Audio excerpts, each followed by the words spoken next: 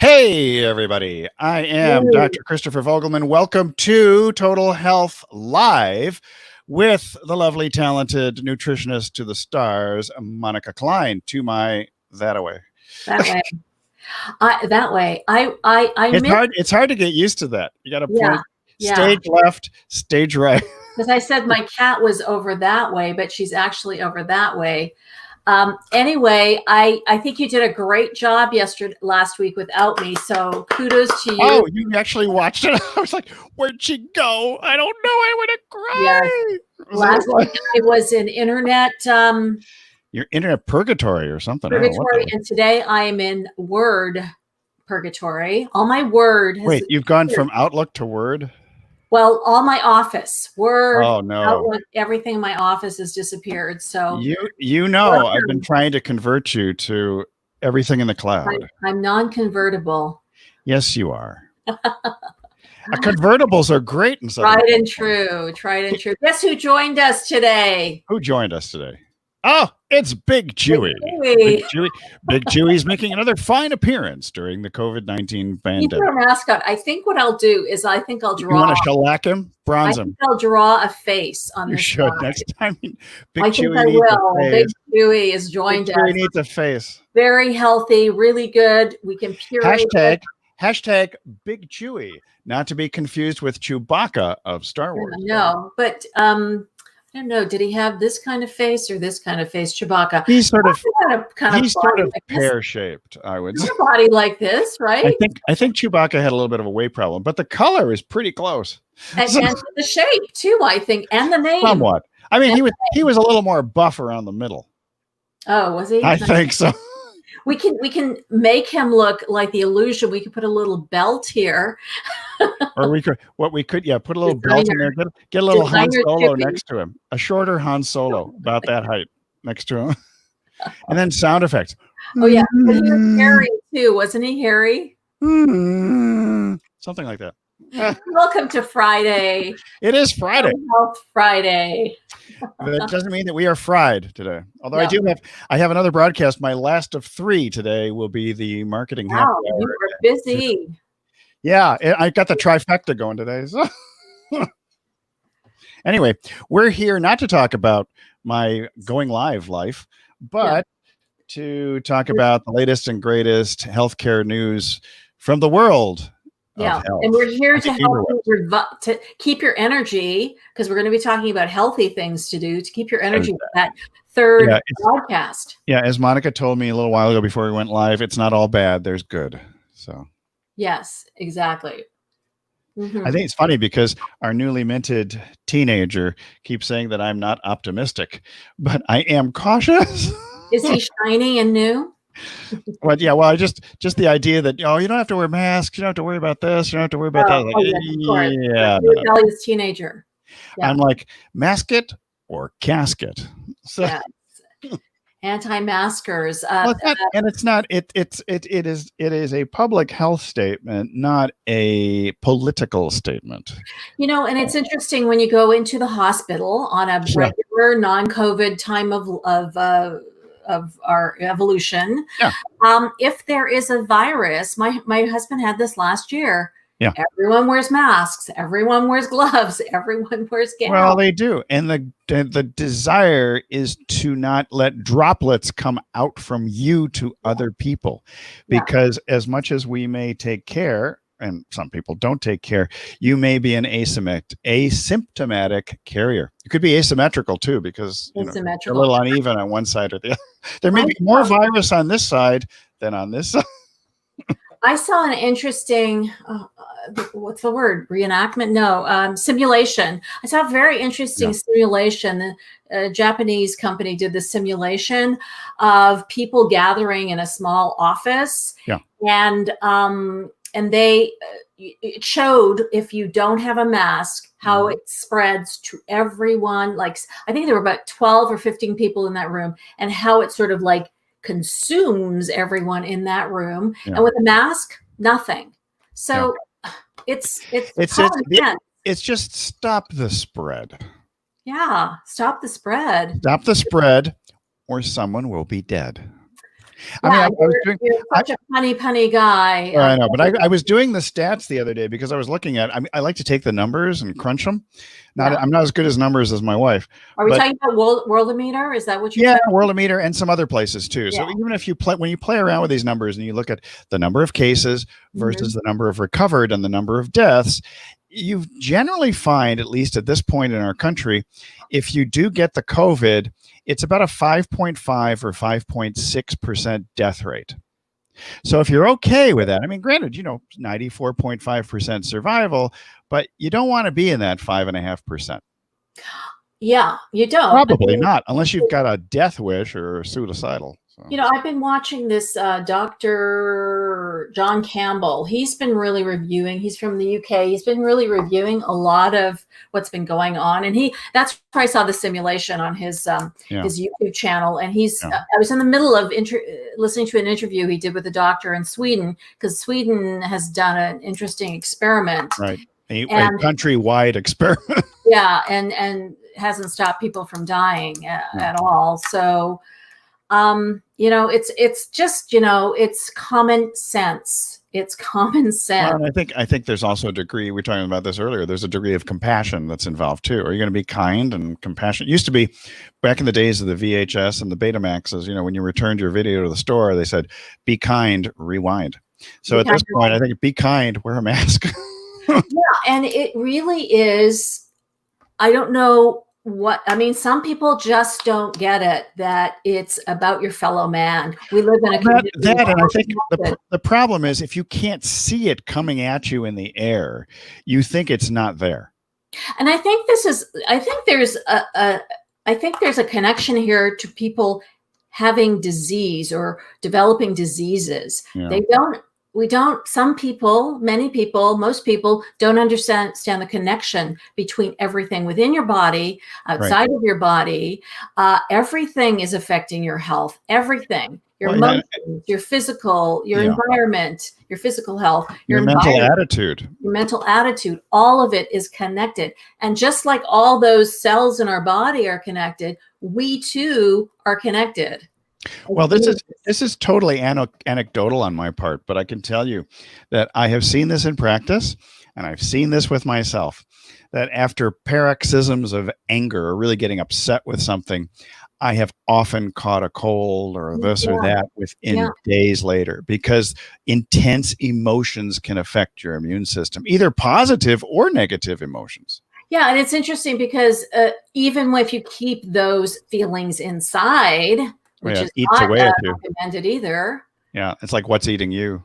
Yeah, exactly. And also not only just the weight issue about what's eating you and what are you eating, it's also the disease process. What's harming you on a cellular level. Well, and I think our goal is not, when we talk about things like COVID-19 and whatever, Ebola, H1N1, all these other different things, the reality is that if you boost your immune health and stay healthy and take, like you mentioned, the D3, the 500,000, would kill you, 5,000 international units per day, or vitamin C, that sort of thing, it helps you to have a stronger immune system. Nevertheless, there are potentially some genetic factors, maybe ethnic factors and things like that do come into play, where some people have these underlying health conditions. And so, the most callous people whom I've spoken to talk about just thinning the herd and just let the virus go wild. And if that's your view, that human life is not worth a whole lot, it kind of makes sense that why those people might not want to wear masks or so. Well, I think there's a large portion of the population that unfortunately is like that. Either they're uneducated, or I think most of it's uneducated. Most of it's uneducated. I think people, and looking at the media, I don't care whether it's, whether you call it left wing, right wing, or no wing. The reality is people just absorb whatever they get in little TV sound bites or on the interwebs or a meme. Understanding. And rarely do any research or say go to a CDC site or even go to a natural health site or others that aren't conspiracy minded. And then if you start gathering facts and develop an understanding of how your body works and how these little microorganisms work in the world, you are better informed consumer of healthcare services and healthcare products. Yeah, and the media is wants viewers. They want eyes. They So want cures and they whatever, want crisis. yeah, Remember, because whatever sensationalism there yeah, is, you could but you this is there is a lack of understanding and a depth of well, and understanding. I think there's a lack of curiosity too. Yeah, because we're fed everything. There's no Yeah. room to be curious for It's very passive, very, passive. yeah. And television is most, our Yeah. devices are. So there has to be engagement and curiosity and allowing yourself to have curiosity Hey, about and things you that affect you. and if you're curious and you want to be engaged, please leave us a little comment here so that we know that you're there, and we'll be more than happy to put you on the screen. And we are students always. We're always looking Yeah. at talking to people, listening to people, and also, doing research as well. So whatever you have to share, please, if it's things that can enlighten us, please. This is the community here. Yeah. And Here's we a little want health tip for you. This looks like maybe a urine sample, but it's not. It's actually ginger and turmeric tea that I put ice in it, and it's kind of dissolved a little bit. It's got that and it's yellowish. separated. Did it separate? No, surprisingly not. It's Oh, more of an okay, infusion. there you go. I mean, it was so that's from my wife who's trying to take care of me. So Well, I used to do a lot of that when I was doing my Ayurvedic cleanses, which are pretty intense, 2 to 4 week cleanses. And I used to drink, um, what did we drink? Oh my God, it was ginger tea, but it was in ghee ginger we and trust. ghee and ginger tea. It was clarified ghee. Well, it wasn't clarified ghee because It was ghee. Ghee is clarified butter. Right? Medicated ghee that you had to Medicated drink, ghee. medicated ghee, and you had to drink like a tablespoon incrementally. Like you had to add a tablespoon every day for 7 days to this ginger tea, and it Wow. really, the ginger tea sort of cut the oil, but Yeah. it was really beneficial because it's a very much an internal cleanse, meaning that you're going to be doing enemas on the second week, and it's Oh also boy. fun, but very intense. But you feel fabulous after. You feel Fabulous. fabulous after those You know, 2 as weeks. long as I can do the cleanse with friends, or is that desirable? Well, cleanse with friends. That was something we coined years ago. We talked about that back in the 90s, Yeah. early 2000s, actually. Sorry. Yeah, I think it was, around when we first met, like in 1996, Six. I want to say 6. 7, because I've been called different things over the years professionally. Like I was called the detox queen for a while. Then Monica. well, never that really. Sorry, that was what I used to call you. That I was doing a lot of detoxification using Ultra Clear, a Metagenics product, and doing a full detox, not as intense as the Ayurvedic. I wouldn't put people through that unless they were ready for it, and I'm not qualified to even put anyone through it. Was it like Panchakarma? Was that the thing? Panchakarma, yeah, Purvakarma and Panchakarma, yeah, that's what it's Punch called. that karma. So the detox queen, and then I became known as the skinny jeans queen, or they would just call me skinny jeans. Yeah, I know. You mentioned that like at an event or at a chamber meeting or something. A chamber event. Hey, skinny jeans. Skinny jeans. Get over here, skinny jeans. That was my name, skinny jeans. So we do adopt these lovely monikers. Monikers. I haven't called moniker. They're monikers. Yes, monikers. So I don't know why we're talking about that, but I think but just because we're talking about panchakarma and detoxification and strengthening your body and doing good stuff so you can feel good enough and the cleanse with friends. So that's mask it or casket.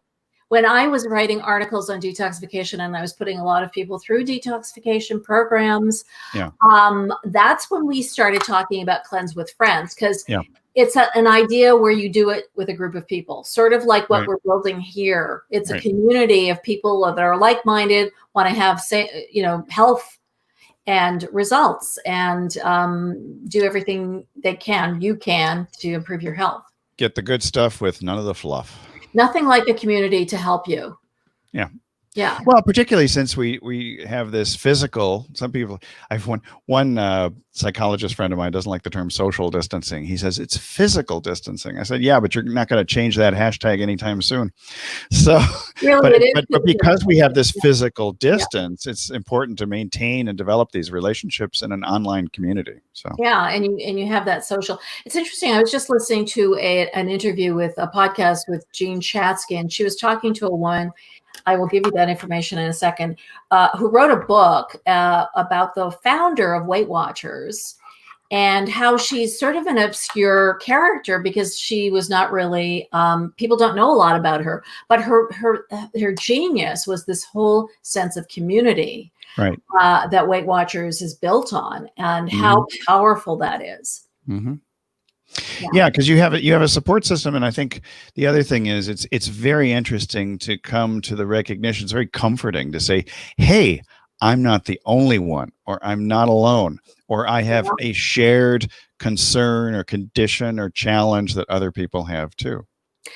I think I've shared with you or with everyone before about when I had my physical office, when I was physically not distancing, I would have clients bump into each other in the lobby and start sharing stories. And I thought, wow, this is an evolution of something. It's the beginning of something, because I thought I had the idea, well, let's get grouped. Let's get group people, group of people together.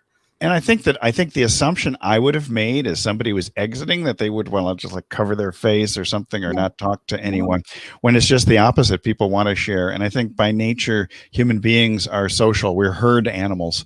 We want to herd together in groups, which makes the whole social or physical distancing very difficult at this time. I think initially when you start, there's a sense of shame. Yeah. But when you're having results and you're feeling good about yourself, boy, you don't want to stop talking about it. And you're not afraid of talking about your failures or where you tripped up. It's like, oh yeah, I had that chocolate ice cream thing too a couple weeks ago or whatever it was.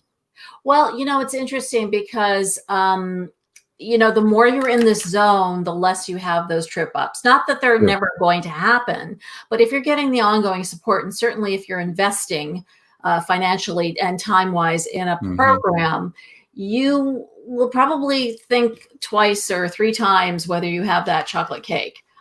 However, it was ice cream. Or ice cream.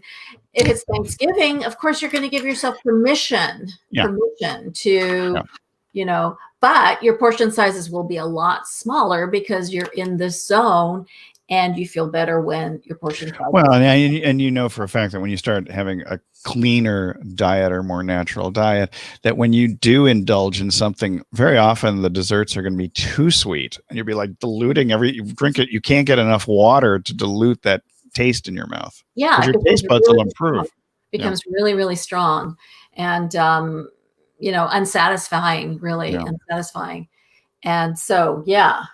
So we talked a little bit about that. We're talking about I was looking at our list of topics for today. I want to anxiety. You want to talk more about COVID or anxiety? We could, but I want to show you this, one of the food deliveries companies that I was. Oh, is this somebody you've recently contracted with? What does it say? Hustle? Thistle. Oh, Thistle. It's hard for me to say Thistle. Thistle. So are they cold pressed juices and stuff like that? Okay. Yeah.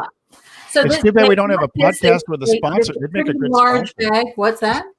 So we don't have a podcast. That'd be a good sponsor to have. Sponsored today by Thistle. So I get things like deconstructed samosa plate with garam masala ground chicken. So they come in these kinds of containers. That sounds good. Wait, it's not. Oh, I see. It's in a regular package. It's not dehydrated. It's not like a. No, it's not like a military MRE. Lots of greens. The only thing that I did let them know is sometimes in some of these bowls, they're actually bowls. Sometimes the sodium is a little bit higher than I like. Yeah, well, and then more water. Is Tunisian lablabi stew with paprika ground chicken.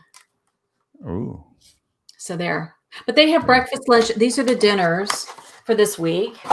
I mean, did you get a whole week's worth of food or? Yeah. Oh, okay.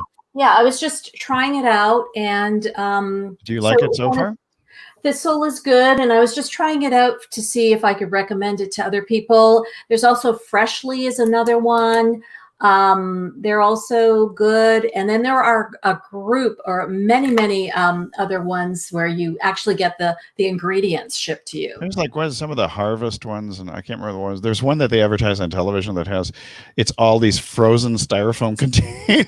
Yeah, not so great. Not and so great. They open the fridge, and all you see are these little containers, which really reminds me of pints of ice cream, actually, when I see those containers. So. Yeah.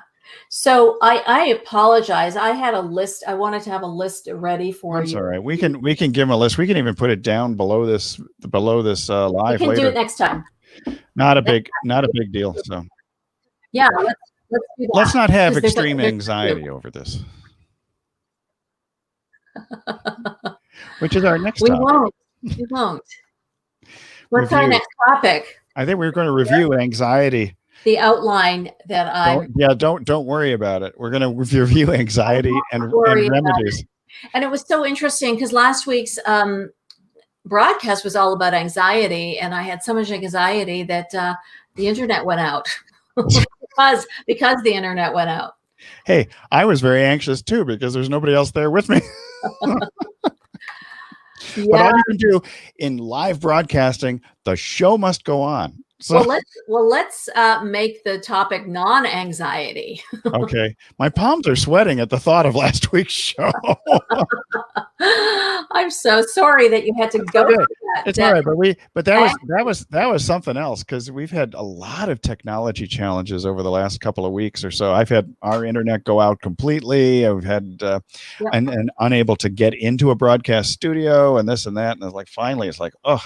Yeah, I mean, I don't know if any of you believe in or listen or pay attention to astrology, but something's called Mercury retrograde when all communication and technology kind of like goes a little bonkers. So that's what happened to me yesterday. The minute I opened my laptop, bye-bye Outlook. It was gone. So how is your outlook on life today? My outlook on life today is better than it was. Better than yesterday. But I don't know about my laptop outlook. We will after the podcast. I'm coming to the conclusion from a pure business standpoint, or anybody who's working from home, that to reduce some of your anxiety, you should look at cloud-based solutions. And I'm not criticizing Monika. I'm just saying that a lot of times when you have software on your laptop, it can cause havoc, especially if you have an older laptop or there's other programs and interference. And in those cloud-based solutions, you don't need to have your head in the clouds to have a little less anxiety. Because we're talking about anxiety. Everyone's on their computers. Whatever we can do to alleviate this madness. I was looking at all my list of passwords and I said, who knew 15 years ago that this would be such a thorn in our side? That's why you need LastPass, who are also not a sponsor of this program. LastPass? LastPass, LASTPASS. Yeah, my lovely wife Maggie uses it for because she's got tons and tons of things, and it creates new passwords all the time for you. And you have a master password. Your computer crashes and you can't have the. You know your master password that takes care of everything else, and it keeps rotating different passwords, so it makes hackers go crazy because hackers they can't go away. It's hacker be gone. Hacker be gone. Go away. Go away. Don't come again some other day. Go away. Yeah. So we're going to review anxiety. Well, we are reviewing it right now. I mean, it's like taking things off your plate. Okay, that technology, those two prize things that you just mentioned. I mean, they might help somebody have less anxiety. Yeah, I mean, they would help me. So I am on it. Hey, I'm here to help. To protect and serve, or just to serve up something or other. So thank you, because we all need help. Oh, I have another friend today. Good. I'm glad you have another friend. Now let's see what this friend is called. Probably not as interesting. It's probably avocados from Mexico. Haas. Calavo. Halal? What? It's Muslim avocado. It's CAL, like Calavo. I guess it's Calavo. Oh, it's not halal. Anyway, I'm looking forward to putting these in my beautiful salad. Once I finish these, I'm going Is it to. ripe when you squeeze it? No, it's not. I just got it yesterday at Sprouts at the store. But did you physically go? I did not. Oh. I had 2 people shopping for me. Two? What? One carried Big Chewy and the other carried the avocado? No, one went to one store and one went to the other. Because, you know, people, there's this community. When we talk about community again, yeah, you've got nice people around you. That's I know you all have nice people around you, but this community is so well connected, and there are people that are, you know, good Samaritans doing our shopping for us. It's just incredible. Yes. So what else can we do to, well, that's a way to reduce anxiety too. Have some people, you know, go shopping for you so you don't have to deal with, you know, some of the, you know, I don't know what to call it anymore. I don't want to call it chaos. Well, some of the things that you can run out into. Adapting to extreme change is what I call it. I think there's a lot of like anxiety if you just even step out of your house, because people don't know what to do, how to be, I mean, it's all different. It's all different than it was for most of our life. Walking around with a mask, unbelievable. Well, you know, it's funny because I've seen in Asian countries so often people running around with masks all the time. I noticed that when I was in Japan. I noticed it in Hong Kong. I noticed it in Singapore.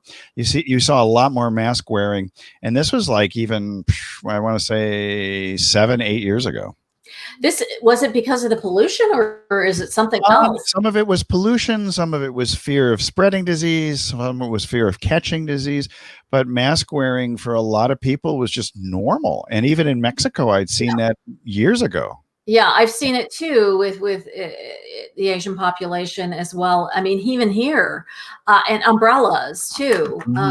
You know, I've seen that with Mexicans too. Umbrellas to protect yourself from getting too many ultraviolet rays and reducing the danger of skin cancer, or reducing, just even for vanity purpose, reducing the potential for wrinkles.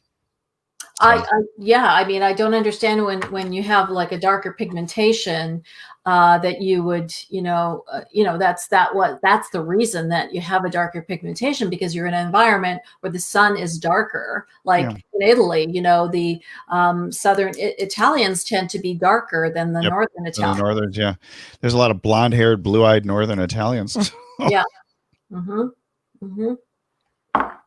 Colder climate. You don't have that heat. You don't have that direct sun. Absolutely. Hey, so in terms of what types of strategies or things that we have as far as reducing anxiety, we talked about people shopping for you, people developing a sense of community. And what about taking supplements or things like melatonin or whatever? Melatonin. Magnesium. I don't think melatonin is for everyone. And so I think it can help, and certainly magnesium can help at bedtime.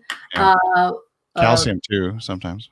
Yeah, and so calming herbs, which we've talked about before. Yep. And actually, a chamomile tea at bedtime is amazing. The only problem is for some people, it makes them pee in the middle of the night. So use with caution. And I know we talked about that before when we talked about the volume, and it was the water versus herbal tea. Water doesn't do it, but herbal tea does, because herbal teas can have some stimulating effect. Yep.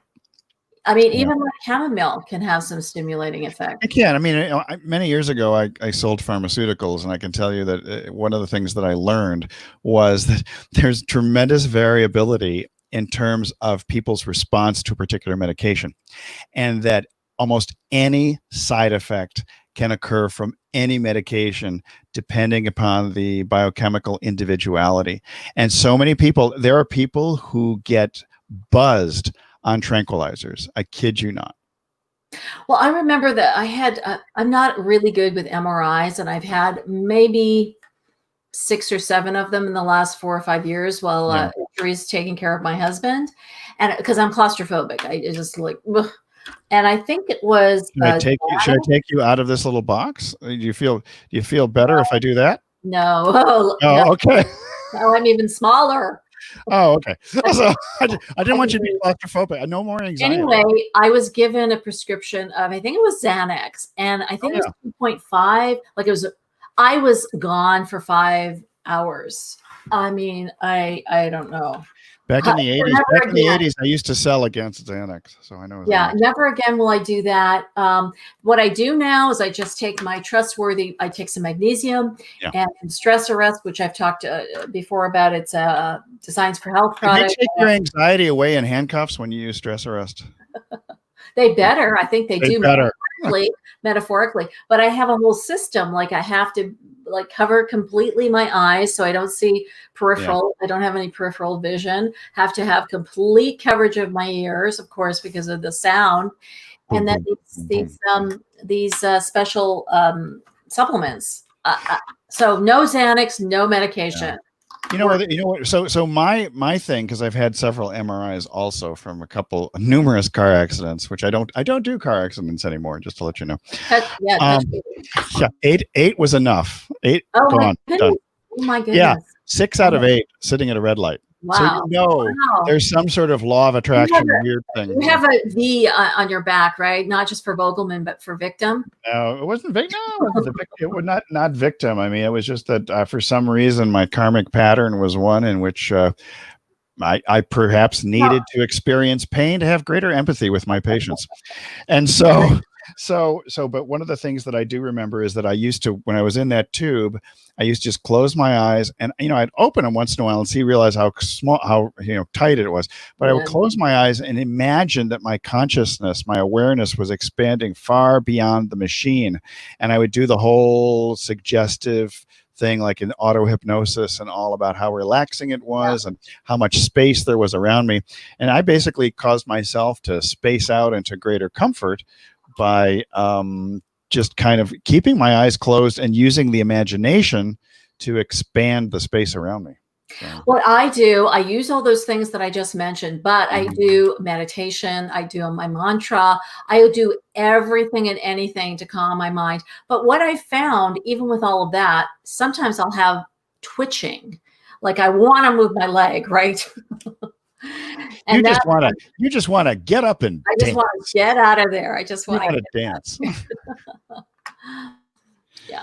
So I think, let's see, we talked a little bit about anxiety. We're going to keep up with the COVID stuff, some of the remedies, cooking, shopping, and food delivery. I mean, you already hit upon that a bit. Talk about this all.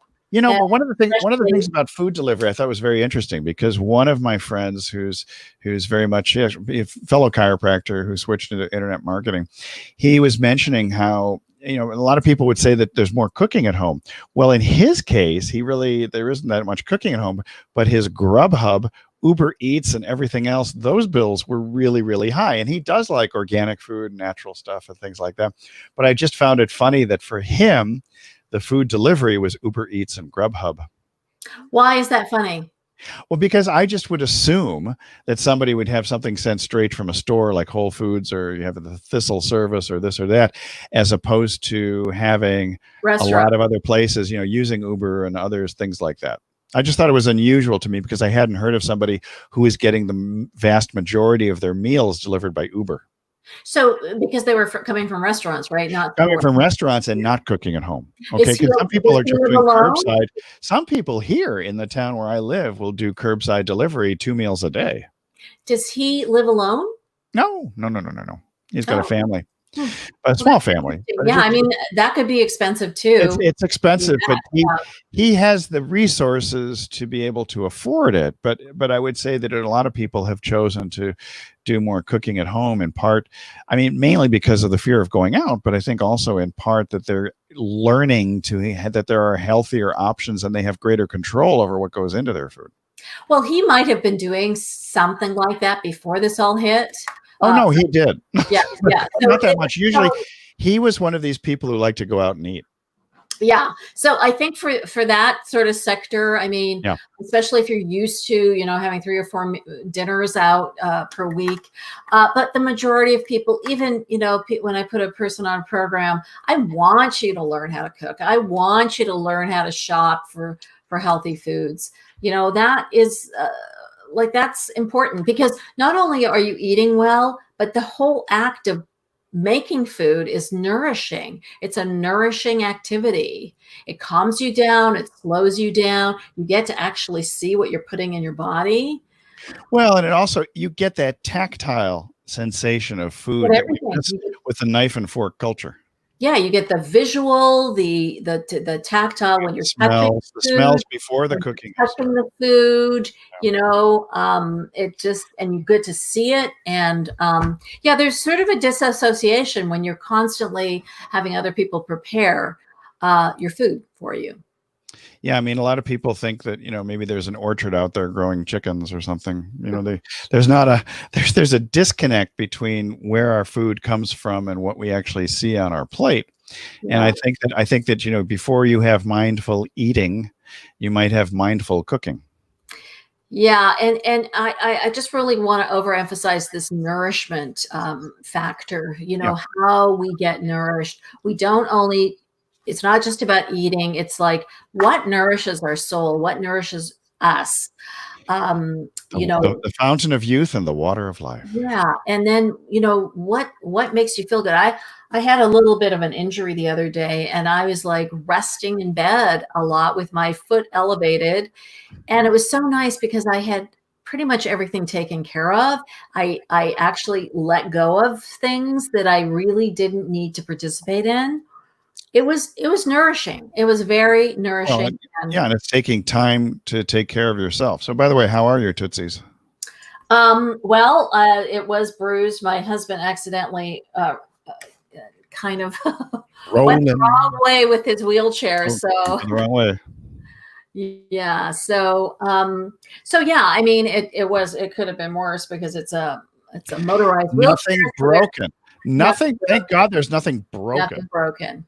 Ugh. Yeah, because they're like they weigh about 200 pounds, so they're not. And then you've got the person, Add the weight of the add the person weight of the inside. person. So yeah, it's tricky. It's tricky. It's like having a car in your house because it can go pretty fast sometimes. Yeah, but does he get that license renewed though? No, no license Is required. that an unregistered vehicle?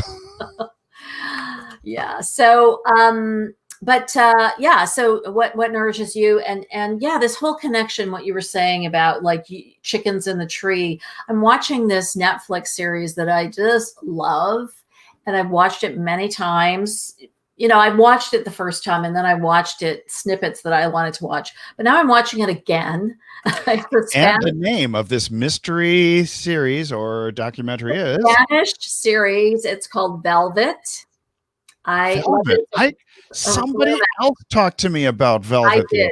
I No, did. it wasn't just you. It was another person. Well, I recommend it to your wife because Isn't that interesting? it's really great. Anyway, the scene, it was a Christmas show, and they were getting a turkey. They were like they had a live turkey and they were going to kill it. And Were they going to gobble it? yeah, and it's like, oh my goodness, who would want to do that to that poor innocent creature? Who? Well, that's where you have a real connection with your food. I mean, You know where your food comes from. Yeah, I mean, it's just so sad. Well, I mean, the number of people who there's a large number of people who have seen, you know, either been to slaughterhouses or seen animals killed on farms, who then afterwards become devout vegetarians or animal rights people because they don't like the idea of killing something. But my favorite quote from A. Whitney Brown, who was a chief writer on SNL back in the mid 70s, was, "I became a vegetarian not because I love animals, but because I hate plants." So there you go. Whatever rationale works. There's always a conversion of energy from one form to another. And it just depends on what you're going to adopt as your value system, your belief system, and then how that translates into your behavior when it comes to your own personal health and well-being. Yeah, I mean, I don't eat a lot of animal, but I do eat some animal protein. Apparently you eat some ground chicken, or is that just but there's not a lot of it in these bowls. There's just enough for flavor. But you know, I have this wonderful salad that I make. The only thing really I put in it is feta cheese, you know, and you better get the feta. Better get the feta because it is a good for you. You better get the feta. Yeah, it just makes me Sooner or feel later. but I do, I think it's about eating less. That's true, because our energy, unless you're doing an incredible amount of thinking or physical activity, your energy needs in a stay-at-home world are far smaller than Yeah. regular. So, But eating less protein and eating less animal protein yeah, is really, I mean, you can have a little bit, but just eat less of it because you don't need that much of it. depending on your metabolism. Yeah, but you can use other plant sources, is what Yeah, I'm saying. that's true. I think the challenge for some people, I know, I remember from my weight loss clinic, was that, people say, well, I'm, just going to have, mostly beans and green beans and other things. And so you wind up with these high carb choices to try and get your protein. And then it becomes a balancing act to try and figure that Well, whole thing out. you So, can also have dairy. You can have dairy for those who true. love dairy. I love With dairy. the exception of my vegan friends and my Yeah. formerly vegan brother-in-law. So, So yeah, I'd watch him eat constantly. out of the Thistle orders, I think maybe 3 out of the 6 or 2 out of the 6 I would have animal protein. The rest would be chickpeas or cannelli beans or something else that they're offering. And then there's grains. You've got some protein in the grains too. Grains. Yeah, I mean, everything does have some degree of protein, with the exception of water and a few other things. You could theoretically, you can live off of grass and get enough nutrition, except that we don't have the ability to process grass like a cow does. So yeah, we don't. But I mean, quinoa, buckwheat, all amaranth. I used to love amaranth. Everything amaranth. Yeah, all of those things that will have millet. Millet in your skillet. When we used to do the health coaching, there was a recipe with Mark Percival and Sherry, his wife. They had a recipe book. I think it was called The Guiltless Gourmet. I used to love that book. I still have that. Yeah, I have that too. They had a millet pudding, which was delicious. I've got to look that up then, because I haven't had that in years. And right now we're doing a little low carbon, just because we want, not our carbon footprint, just we're doing a low carb attempt here, not a no carb, but a low carb, and have seen results just in the past 4 days. So I think it's good to change your diet up every once in a while. But also there was this carrot spread that I used to make, and it was it was basically a dip, but it was made of carrot. And when you ate this, you felt so healthy. You just felt so healthy, and there was nothing. Everything was. Next time I'll bring the Guiltless Gourmet cookbook and talk about it. We'll share some recipes, because those are really easy and they're easy and they're not cheesy. Easy. For the most part. Well, cheesy's okay too, but they aren't cheesy. You're right; those ones aren't cheesy. Dip. Get carrot spread. Yes. So, all right.